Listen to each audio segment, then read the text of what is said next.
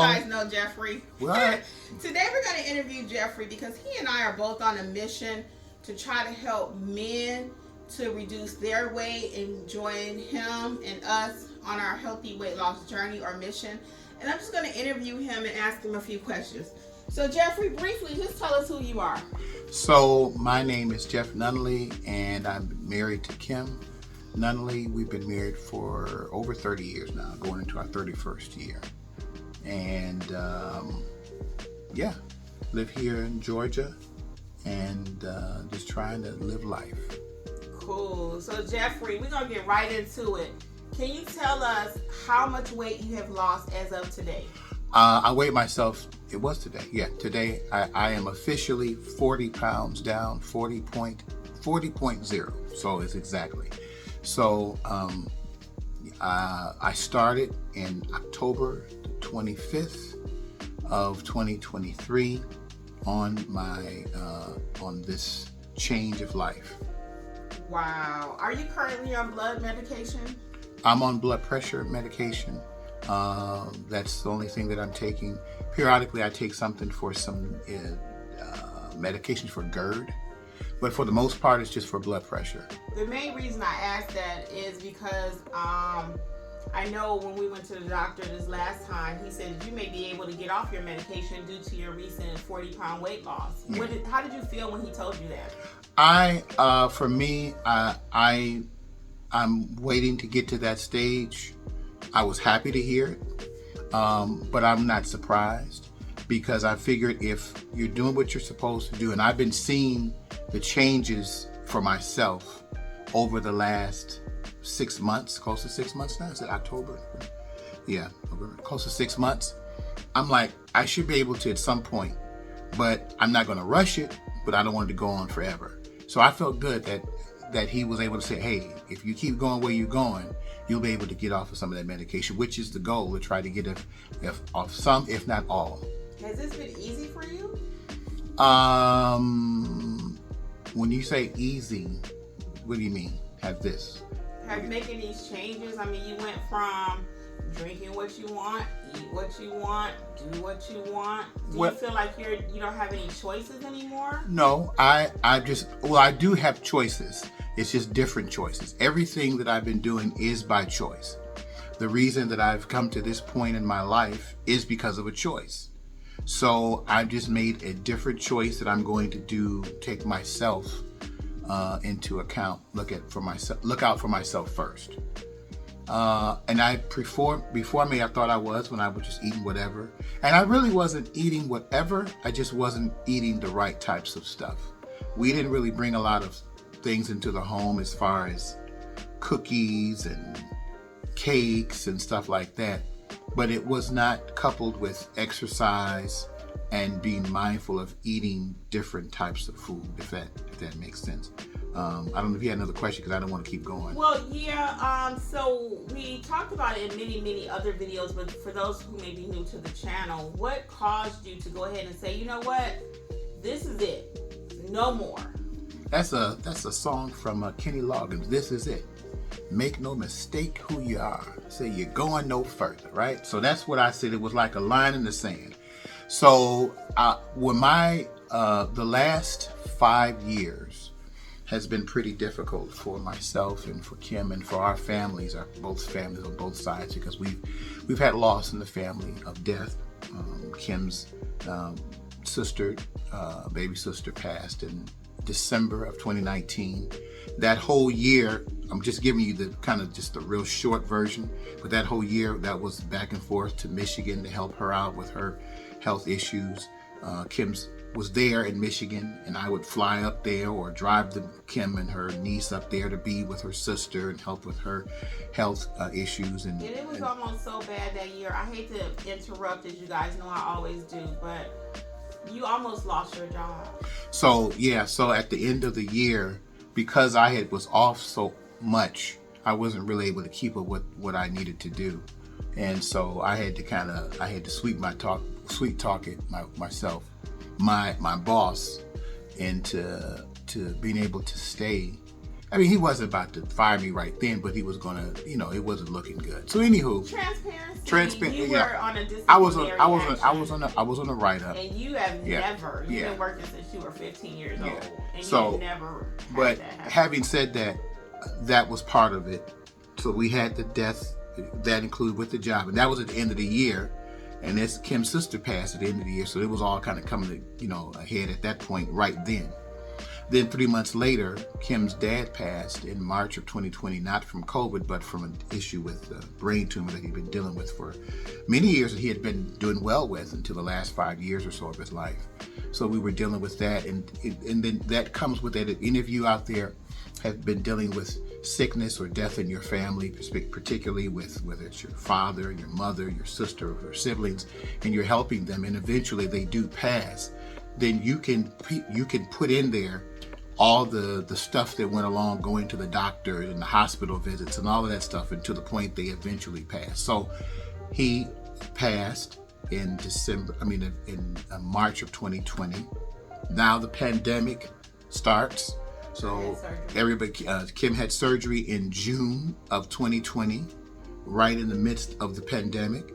So, and that in itself, that's a whole another movie as far as the pandemic is concerned, and all the trauma and the stuff, mental and emotional, that comes with that. So then we, in February of 2020, Kim's mother passed. February of 22, her sister, mother passed, and then 3 months. It was so crazy when Kim's mom passed. My dad, who was dealing with his own health issues with colon cancer, and they had given him 2 years before, they had given him with treatment I'm about to go switch to Spanish because we speak Spanish. So his diagnosis of how long he would live, even with treatment, which was about 2 years. And he was getting close to that. So when we were in the hospital with Kim's mother, as she was close to passing, I knew, and I was telling Kim's brother, I said, this is not going to end. This might be this, because both parents are gone, and the family's having to deal with that, but they could at least step back and kind of try to reassess life. I knew that for me, and I knew already, could see down the road that it was not going to end, especially once my dad had been given that diagnosis. So I'm calculating in my head, okay, we're getting close to that time frame, which he went 2 years and a few months. So he passed in May of 2022, and we were right there. Kim wasn't in the room. I didn't want Kim to be in there for that. She had already been there with her mom a few months before, and that was just, I didn't want her to be able to deal with that. So anyway, we're right there. My brothers and sisters, my mom, we're right there when he takes his last breath. So with all of that happening, just one thing after another, my health wasn't well, and then my blood pressure was just like shot up. And so for the rest of the year, I was off of work. And running to the emergency, we had to go to the emergency, we had to go to urgent care almost weekly. For dealing me, with your blood pressure. Oh yeah, for my blood pressure, it was crazy. Your eye was twitching. Yeah, stuff was. It just was couldn't. Yeah. Just how bad the stress and the trauma. Yeah, it was affected your health. Yeah, all of that, like Kim was mentioning about the eye twitching, and it just was. Oh my goodness, it was just one thing after another. So. The highest the blood pressure was 200 over. When we were in the ER, right? 200 over.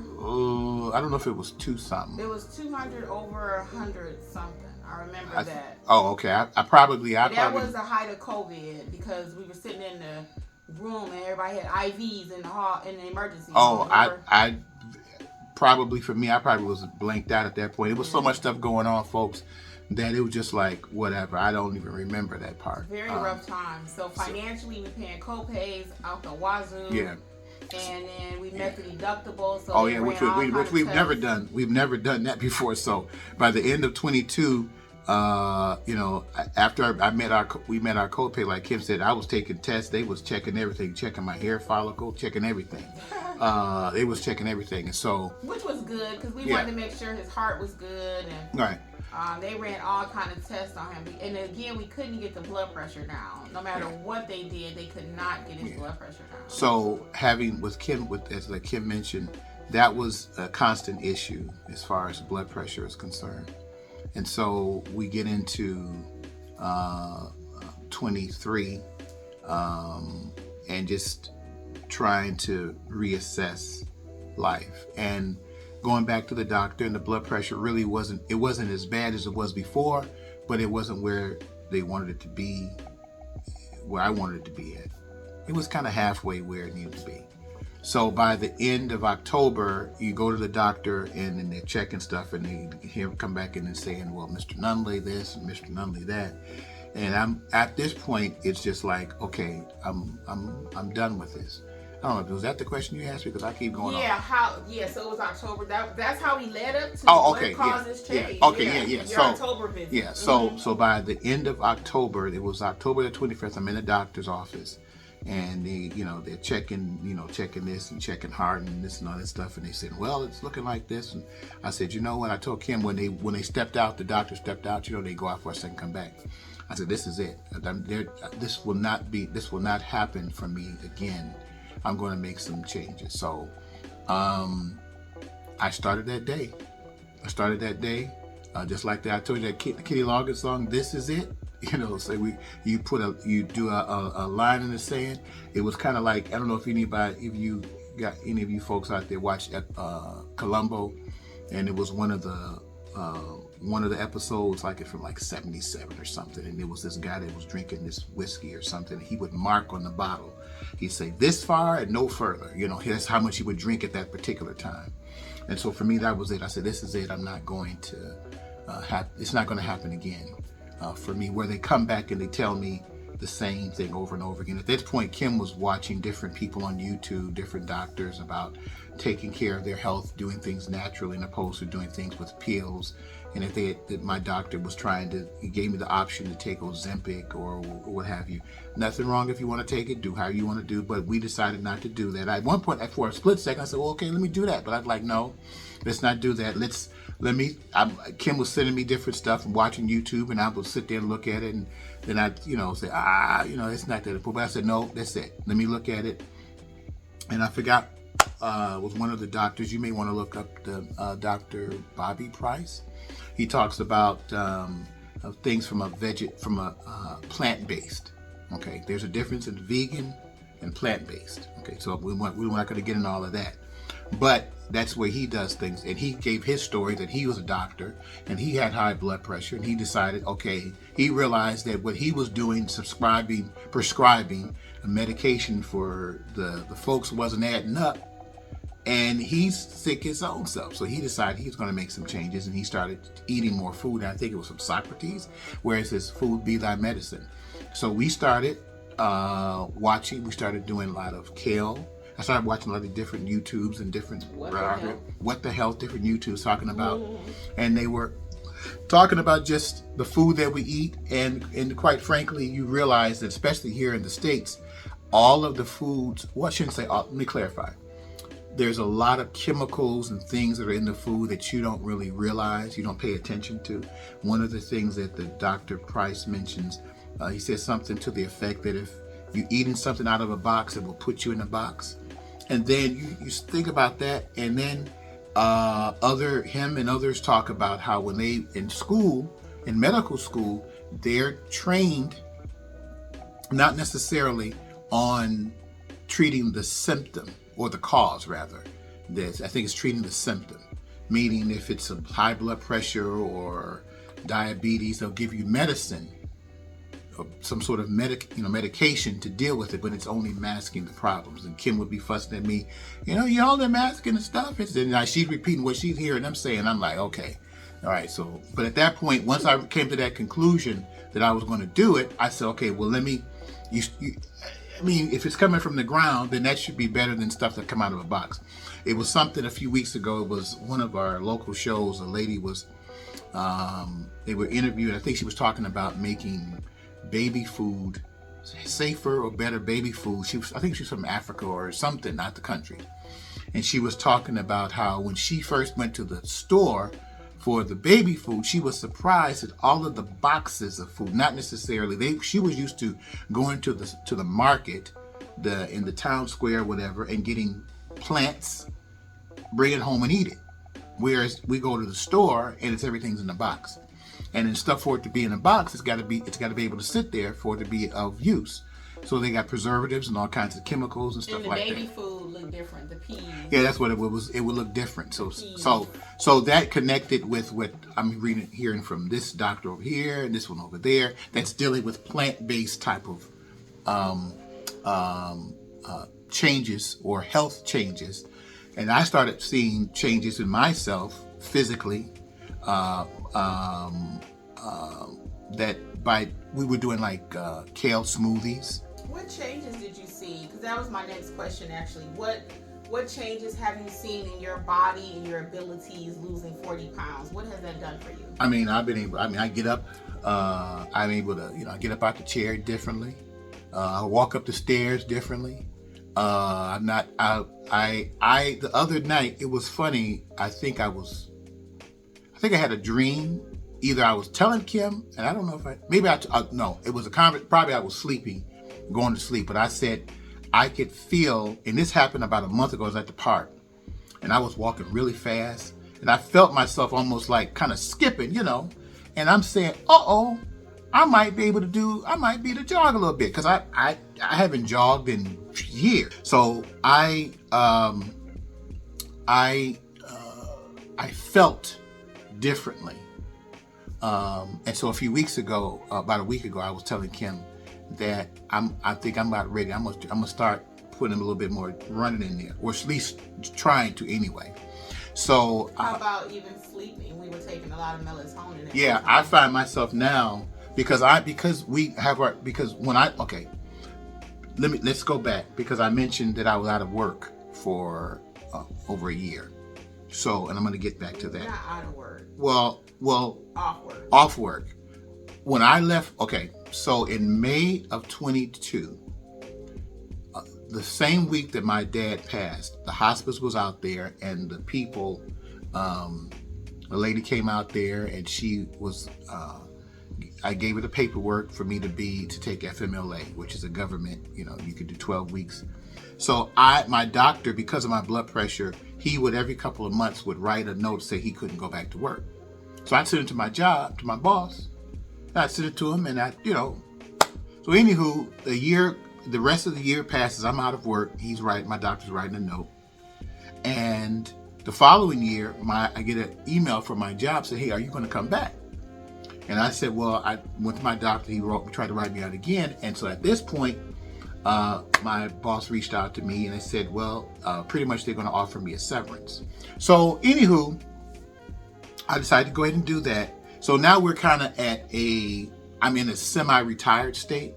So I'm getting all that to say about the sleep part. Okay. So we would be taking melatonin to go to sleep all the time. But I noticed every night. But I noticed after I started doing the smoothies and eating differently, more vegetables, eliminating a lot of caffeine out of coffee and stuff even like decaf. that. Yeah, even because I was for a minute there, I would always make coffee in the morning. So my voice might go out here in a little bit, folks. So I would be doing coffee every morning, even though I was doing decaf. So I cut that out.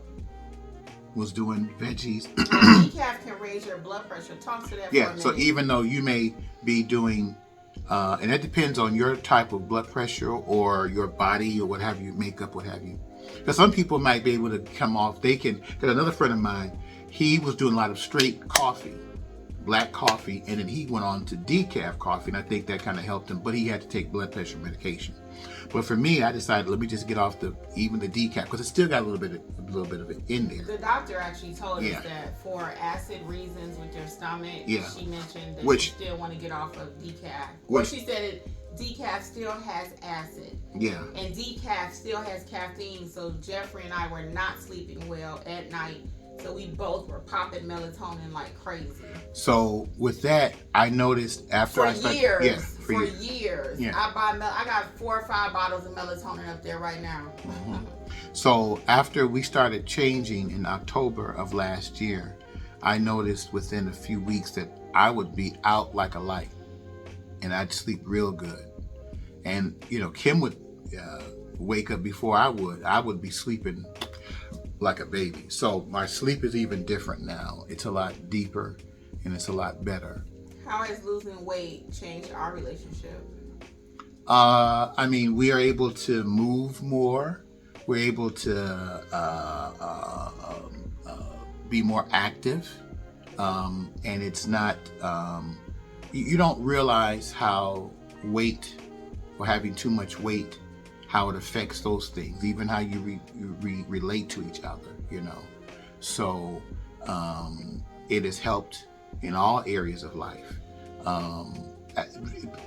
Recently, I shouldn't say recently, it was, it's starting as far back as November of last year.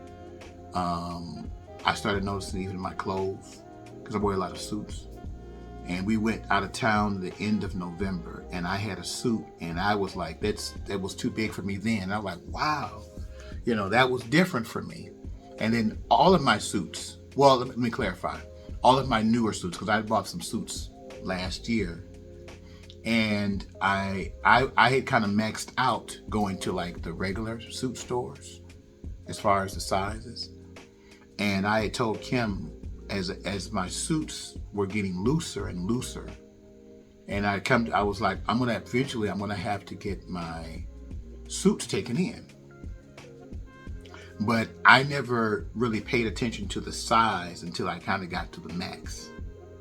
And I didn't want to go to the big man store to get a suit. I'm like, okay, that's another reason why back in October when I made that change. So as I go just about 2 weeks ago now and got my suits taken in, and the guy told me, he said, look, after this you're gonna have to buy, you're gonna have to get new suits, which was different. I've been the last 15 years, I've been going up in suit size, and now I'm going backwards. Okay, guys, so we decided to insert Jeffrey's progress right here in the center of this video. So hold the pants out, Jeffrey, from the front. Now I'm going to come closer so you can, I don't know if you can see that. Yeah, side view is better. There you go. So if you guys can see that, look at that. That's how big his pants are. They are, and how much weight he's lost. Okay. I just want y'all to see. Okay, now, yeah, there you go. Pull it from the other side. There you go, from the side view. You can see how much weight he's lost.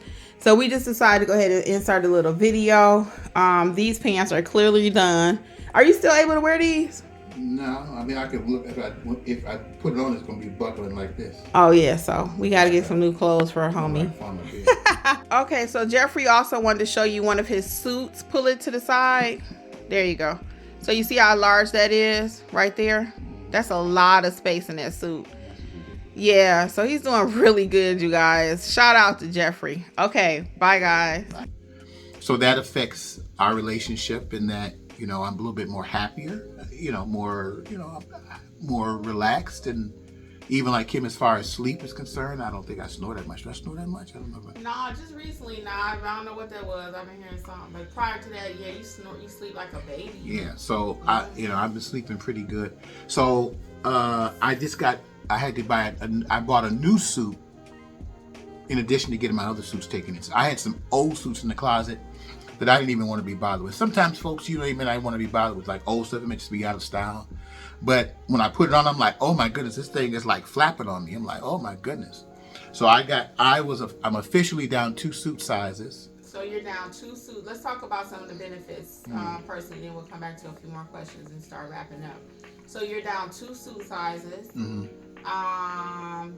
Your blood pressure is lower. Mm-hmm. Still working on that a little bit. But every time they check it, you just ran in from somewhere. Yeah, well, I'll say this. I'll say that, they're not gonna just the first time you come in there and say, oh, let's start reducing stuff, because then you reduce it, then you fall out. But they also check his blood pressure. Excuse me. They also check his blood pressure after he just get in the doctor's office. Yeah, I check my he stuff. Ran in and now you know, rumbling and buffling or whatever. And, and then they want to check your blood pressure. So so I come prepared, and this is what I suggest to you folks: bring your numbers from home, because they have what they call white coat syndrome. And I've been what is white coat syndrome? Well, you get in there. Well, I don't know the technical, the clinical term, but pretty much you walk in and you scared. So you see the doctor and now you're nervous, and your white coat, and you're scared and you're nervous and your blood pressure go, which it can't happen. So for me, it's interesting that when I went to the doctor that I went last week, that I've been going to since the whole situation with my dad's situation. I think when I go back there psychologically, I'm connected to that in my mind as I'm thinking about it. I'm thinking, this is where I've been going to, dealing with all of this stuff. This is a new revelation. Do you need to go to another doctor? I don't know. I'm not saying that. That's more. It's because when you went to urgent care, it was like a 118. Yeah. Like the blood pressure of a child. Yeah. So and then I never thought about that. So this is revolutionary. Well, we talked about it before. I mentioned to you last. Not to this. Maybe in my head I thought I was saying it that way. What I was trying to say, but I don't know if we need to go some other place, because your mind. That's it's here. It's here, and if you can control it's called PTSD. If you can control your mind, if you know why you're doing what you're doing, certain things you just can't run from. Oh, you might have to. I don't know, but I think for me, it's kind of the connect. Because he asked, the doctor, he knows us. He says, "How's things going with you?" And he sits down. That's probably why it takes so long to be up in there, which I appreciate, because he sits and asks how you doing, because he knows what we've been going through over the last 2 years. So he's been there. So I don't think I want to leave, because I had to go to someone else and explain. He's an excellent doctor. Yeah, he's very. He's not even a doctor, really. He's a PA. Yeah, but I think that's the reason. Yeah, and I think that's why everybody likes him, because he gives you the time that you wouldn't get if we. There was another doctor's office. I mean, it's like a factory. I mean, they got rooms all over the place, and the doctor comes and sits down, and he asks you 2 questions, and literally he's out the door, and you chasing after him, say, "Hey, I got something to ask you," So on the other hand, folks, you got to be mindful with insurance now. You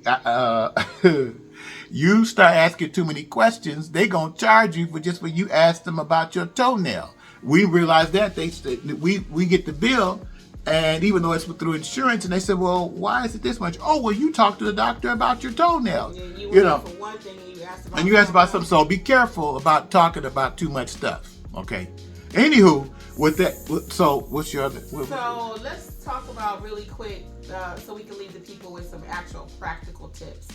And we appreciate you sharing your story today. From a man perspective, just a couple more questions though. Do you think it's harder for men to lose weight, to actually get starting the process? We know they lose it faster, the physicality of it, but what about the emotional part? Is it harder for men, you think, to go ahead and say, "I gotta do this"? I think it's. Is it more forgiving for men to be heavier than women? Oh, well, then that's the case, yeah. So, because a man can be, he could be heavier, and he won't be judged as much. Because in your case, it's a badge of honor. It's like Big Jeff. Well, I've always been a big guy anyway. I've always been a big guy. Even when I was in school, when I was in middle school or high school, the kids would think that I was my brother's only 3 years younger than me. They thought I was his dad. So I'm like, what the world? So anywho, but I think as big guys, that's why they have big man stores. That's why I was going to the DXL, stuff like that. So, and they have the big guys on, a lot bigger than me. And the size is a lot bigger than what I wear or what I wore. Because this shirt right here is really too big. I got some other stuff that's too big. But anywho, so you see the guys on there, and it's not like it's there. It's a shame or a bad thing that it's a big guy. So it's embraced a little. So it's more of an accepted thing that you're a bigger guy. So but the numbers don't lie. yeah, but at the same time, you do know that there is a payout, there's a payoff to that. If you're bigger, there's something's going to be affected in your health, because everything is related to weight. So to that point, were you in tune with your numbers? Did you know what an A1C is and your resting glucose and all that prior to really taking control of your health? I know you knew what blood pressure meant. You've been taught all your life that you were going to get it, or hereditary or whatever. So you knew about blood pressure, but what about like your actual numbers and doing deep dives into your report like you've been doing the last? I didn't mean to cut you off. I would say the last 6 months I'm more in tuned. I think it was more of an in tuned from the standpoint of doing something. Before, you know that it wasn't good, but then you just knew it wasn't good. But now you know what an A1C is. Well, I knew what A1C was before, but I didn't do nothing. They've been telling me and you for the last few years. Here's your A1C. I think at one point, it went down a couple of years ago, about a year ago. It went down. It went down about 5.9, and then it went up, and now it went back down. Yeah. You see, so I knew it, and so we kept saying, we would get in the car until we come to the doctor and said, we don't have too many more chances. Yeah, we're gonna do something, and then we go right back and do within a day or two. We just wasn't doing any meaningful changes. So now, and meaning that you're consistent with it, because you can lose weight in a few days if you try at it, within a week or so. So what have you done to set yourself up for success, or what have we done?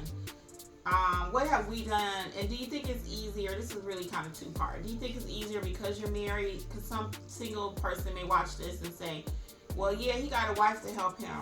Do you take control of your own health, and what does that look like? Well, I think it depends on the person. It's an individual thing, and I'll say it from this perspective, because Kim has been on me for the last several years about my health, and she would say, you need to watch this, you need to do this, you need to do that, you need to do that.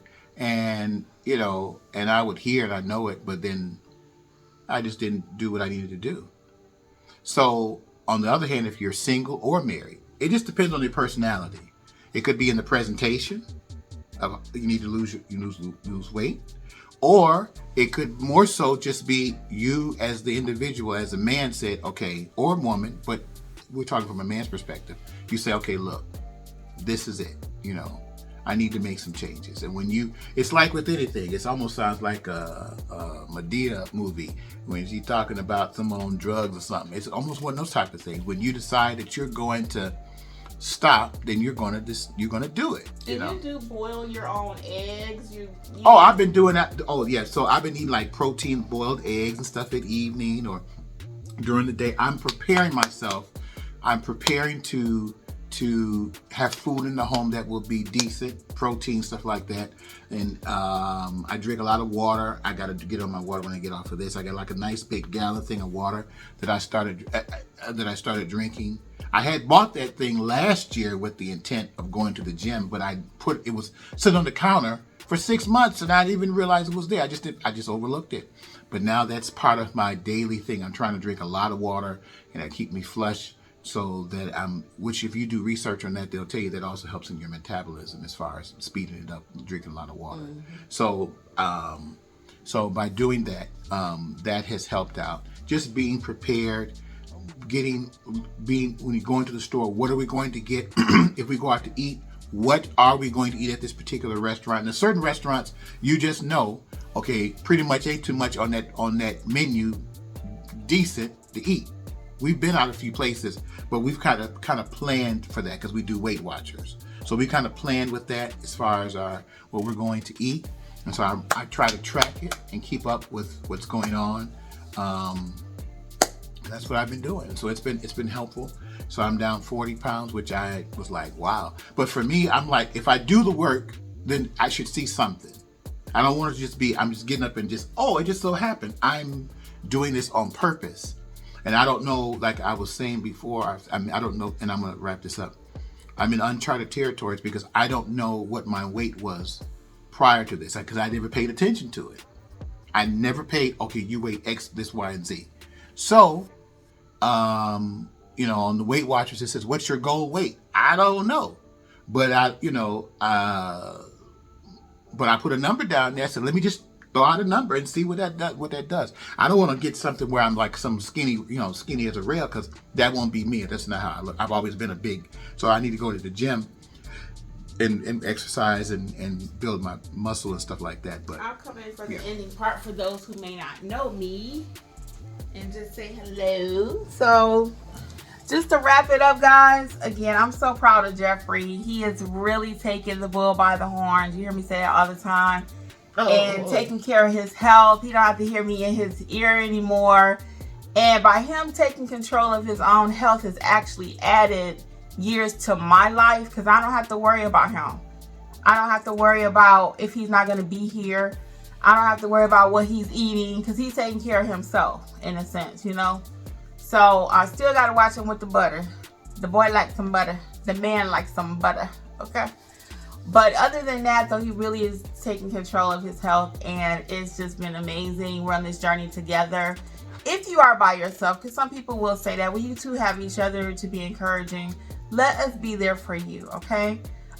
We do Weight Watchers. Jeffrey doesn't do the meetings. I do the meetings. I love them. There are only ever just a few men on there, but he really wanted to do this to say, hey, man, let's do this together. We're losing too many of our young men in their 50s, 40s, 30s even, you know, from high cholesterol, high blood pressure. So learn from him, continue to watch us. We'll continue to share things. And it's been our pleasure to kind of open up a little bit. I hope it's been Jeffrey's pleasure. Yeah, it's been good to kind of share. And if it does something for somebody, if you got to that point in your life and you know where that is, you know when it is, and when you said, okay, this is it. And then when you do it, then it won't feel like you're missing out, because you'll know that what you eat, you're investing in yourself. And I'm trying to do that. You know, I got some ways to go. I'm not finished. So with that, thank you all for joining us today or this evening or this morning, whenever you're watching this, and keep up the fight. Yes, we are wishing you much success on your mission and your journey, okay? So we will include some pictures of Jeffrey's journey thus far in the video, so hopefully you get a chance to see those. He'll put them through sporadically, because we know this was a little bit longer, so we pray you watch the whole thing. If not, again, we thank you for all your support. On behalf of Healthy Life with Kimmi and Jeff, see y'all. Bye, guys. Bye now.